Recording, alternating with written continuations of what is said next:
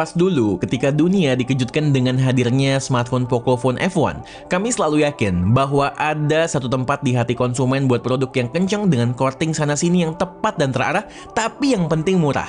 Nah, sekarang iQOO mulai menyerang segmen itu, iQOO Z7. Setelah akhir tahun lalu, iQOO resmi merilis produk mereka untuk pertama kalinya di Indonesia dengan iQOO 11. Di kuartal kedua tahun 2023 ini, mereka melanjutkan eksistensinya dengan memboyong produk mid-range mereka ke tanah air beta. Yes, iQOO Z7. Menarik untuk kita intip, kira-kira kayak apa produknya dan menjanjikan atau enggak sih?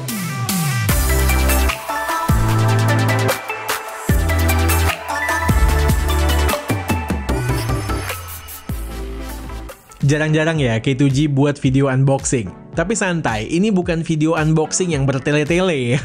To the point kok, sekaligus gue bakal sampaikan sedikit first impression juga. Kami masih belum bisa sampaikan selengkapnya karena masih terikat embargo.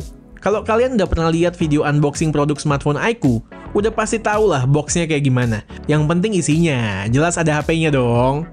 Lalu dapat clear case, buklet panduan dan garansi, kabel USB C-to-C, SIM ejector, dan yang paling menarik di box ini selain HP-nya sendiri adalah charger 120 watt. Makin ramai aja ya, HP dengan charger super high speed di Indonesia, di tengah brand-brand yang malah milih untuk nggak ngasih charger. Sebuah tren yang bertolak belakang, tapi nyata.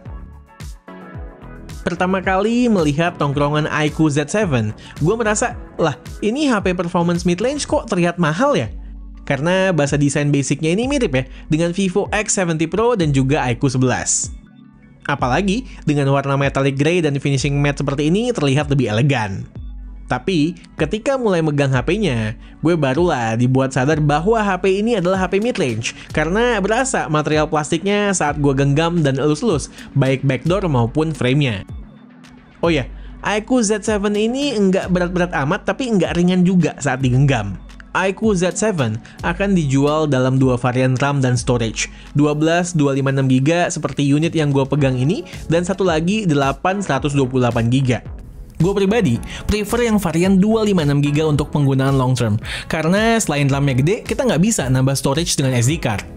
Hal lain secara fisik yang terpantau dan penting buat gamer adalah adanya jack 3,5mm. Nice. Oke, next displaynya. Ukuran layarnya 6,64 inch dengan refresh rate 120Hz dan resolusi Full HD+. Berdasarkan karakter displaynya, layarnya ini menggunakan panel IPS, belum AMOLED. Terus dagunya juga masih rada tebal. Tapi untungnya kamera selfie-nya udah pakai yang hole punch, jadi nggak terlihat jadul-jadul amat layarnya.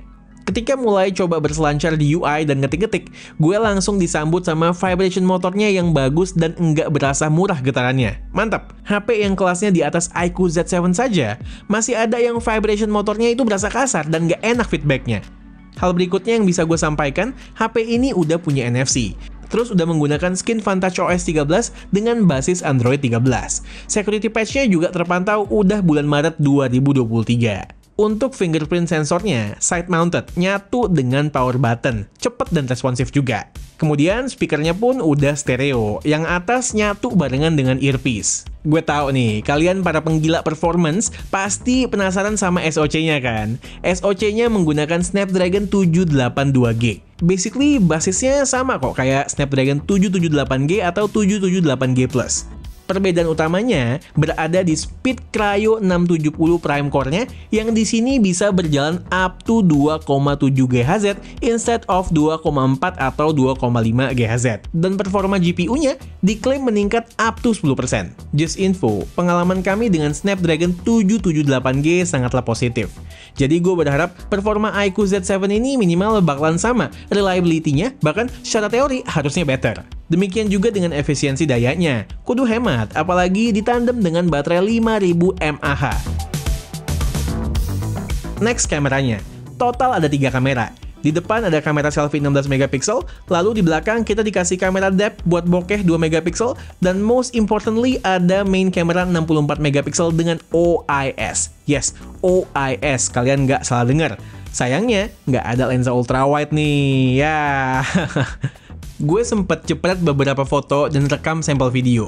Dari first impression gue, mengingat ini sebuah HP mid-range yang fokusnya di performa, output main kameranya tergolong oke. Tapi tetap, gue harus tes lebih lanjut lagi untuk final verdictnya. Buat sekarang, enjoy aja samplesnya yang udah gue ambil.